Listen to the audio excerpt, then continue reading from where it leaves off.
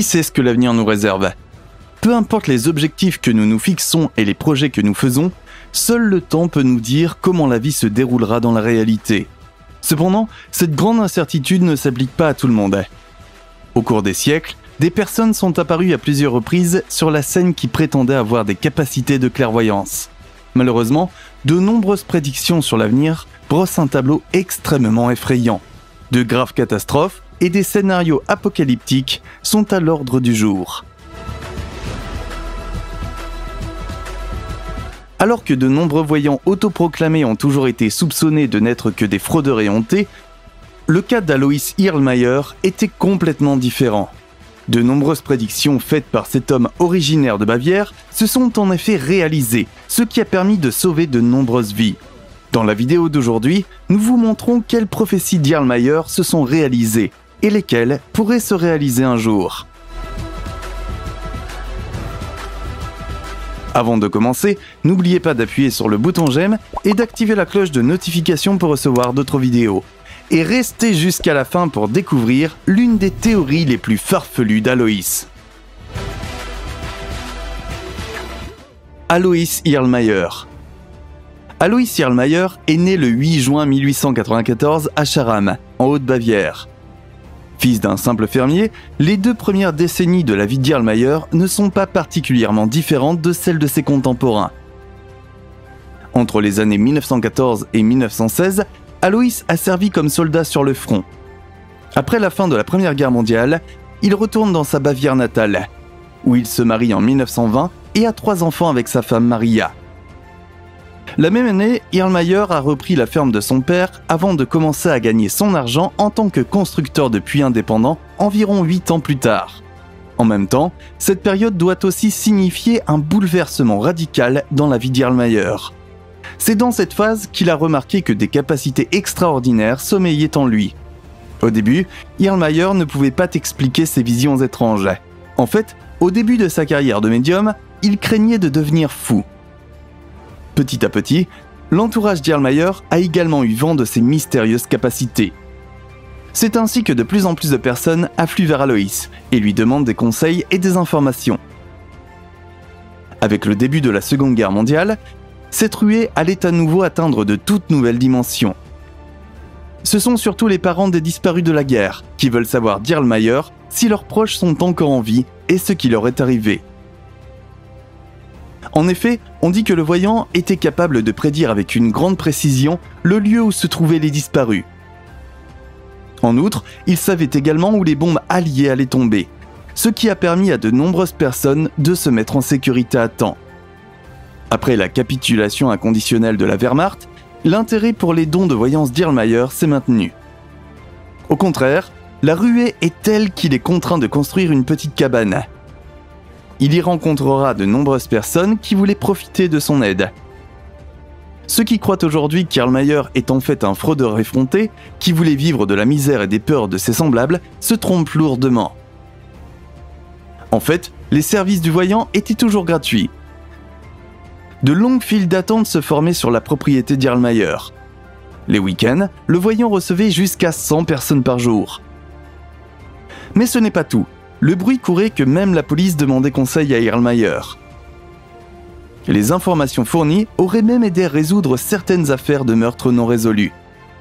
Même le premier chancelier de la République fédérale, Konrad Adenauer, aurait rencontré secrètement Erlmeyer. Cependant, le grand intérêt porté au voyant local n'a pas été accueilli qu'avec approbation. Critiques et doutes. Lorsque le pasteur du village a vu combien de membres de sa paroisse avaient recours au service d'Erlmeyer, sa colère n'a plus connu de limite.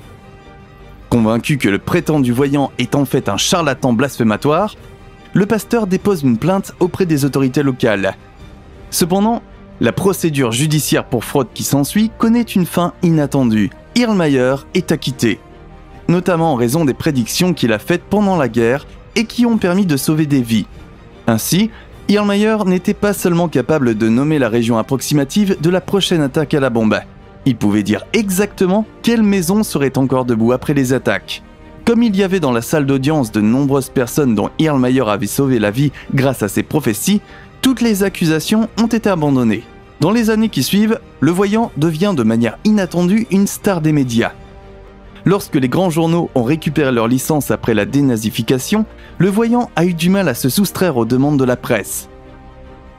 Après que de nombreux rapports sur les capacités extraordinaires de l'homme aient été imprimés, l'intérêt des médias s'est soudainement interrompu après un article négatif de Stern. La rumeur veut que cela ait un rapport avec la guerre froide, qui désormais plane sur le monde comme une épée de Damoclès menaçante. Afin de ne pas alimenter davantage les craintes de la population, les avertissements d'Irlmayer concernant une attaque de l'Est doivent être mis en sourdine. Mais quelles sont les prédictions explosives qui ont poussé le gouvernement à prendre des mesures aussi drastiques ? Un avenir sombre. Un jour, Irlmayer était à une fête dans la petite ville de Amarao. Après que l'un des invités ait regardé un peu trop profondément dans son verre, il se tourne joyeusement vers le clairvoyant et lui porte un toast. Mais ce dernier a fixé son homologue d'un regard glacial et lui a dit « Ne plaisante pas, tu ne seras plus en vie dans 3 jours ». L'interlocuteur éclate alors de rire et s'amuse de la prétendue blague d'Irlmayer. Il est mort d'une attaque cérébrale 3 jours plus tard. Cette histoire montre clairement que le voyant bavarois ne plaisantait pas lorsqu'il faisait des prédictions. Toutefois, ces prophéties ne concernaient pas seulement les personnes de son entourage immédiat, mais aussi des développements de portée mondiale. Ainsi, dès 1949, Irlmayer aurait mis en garde contre le changement climatique imminent et ses conséquences dramatiques. Le voyant a déclaré à l'époque que les températures du sud de la Bavière seraient à l'avenir semblables à celles de l'Italie. Cette évolution aura pour conséquence qu'il n'y aura plus de véritables hivers, et que les récoltes seront tout juste suffisantes pour survivre. Irlmayer aurait déjà eu connaissance du grand incendie de l'église Notre-Dame de Paris en 2019.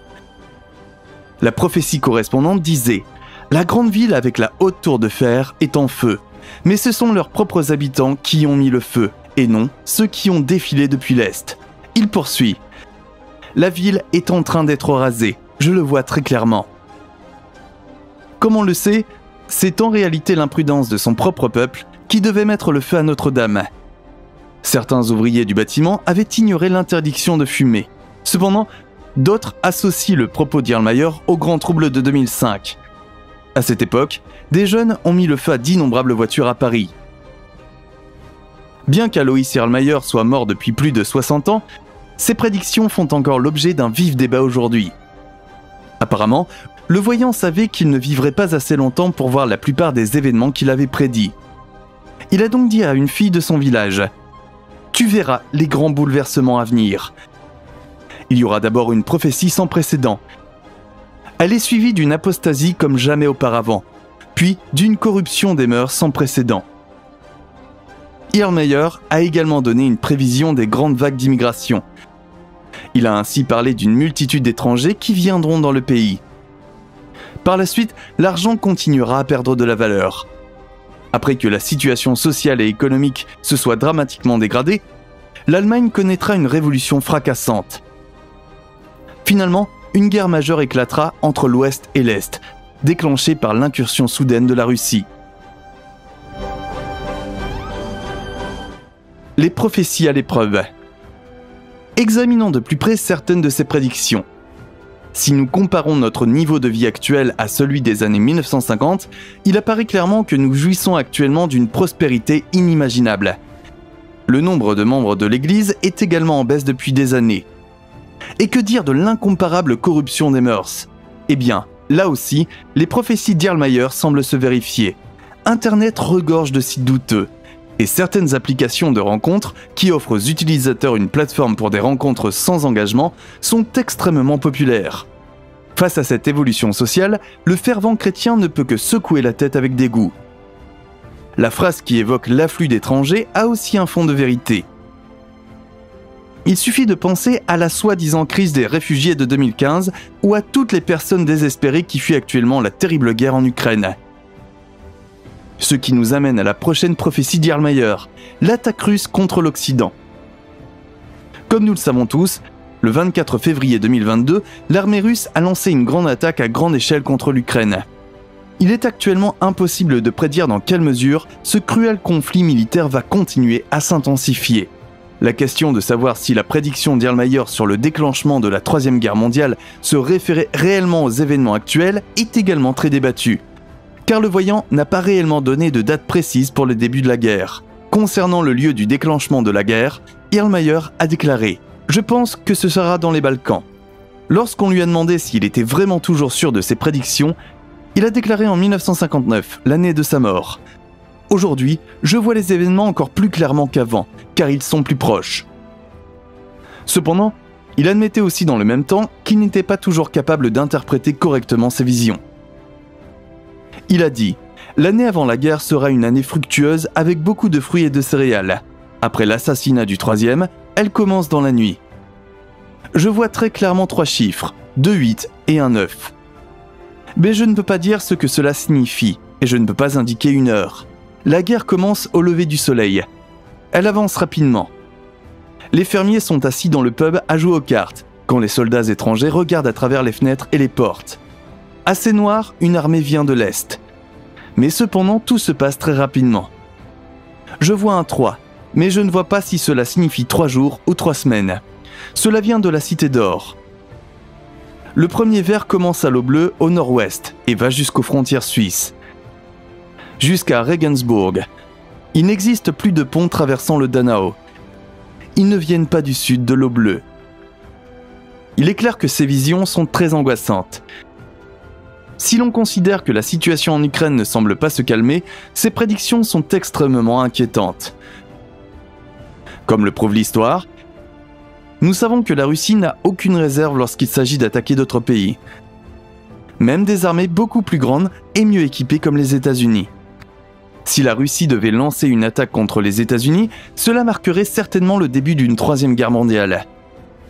Toutefois, avec l'OTAN et d'autres protections en place aujourd'hui, nous ne pouvons qu'espérer que la guerre connaîtra une fin rapide. Seul le temps nous dira si ces prédictions se vérifient. C'est un monde sombre et effrayant dans lequel nous vivons. Très bien les amis, maintenant votre opinion compte. Que pensez-vous des prophéties d'Alois Erlmeyer ? Pensez-vous que ce simple homme de Bavière avait réellement des capacités de clairvoyance ? Comme toujours, faites-nous part de vos réflexions, suggestions et remarques sur la vidéo d'aujourd'hui dans les commentaires ci-dessous. Pendant que vous y êtes, n'oubliez pas de vous abonner et d'appuyer sur la cloche pour rester à jour à partir de maintenant. Enfin, n'hésitez pas à jeter un coup d'œil aux autres vidéos de notre chaîne, auxquelles vous pouvez accéder en cliquant sur l'une des images du générique. Merci de votre intérêt, prenez soin de vous et à la prochaine fois.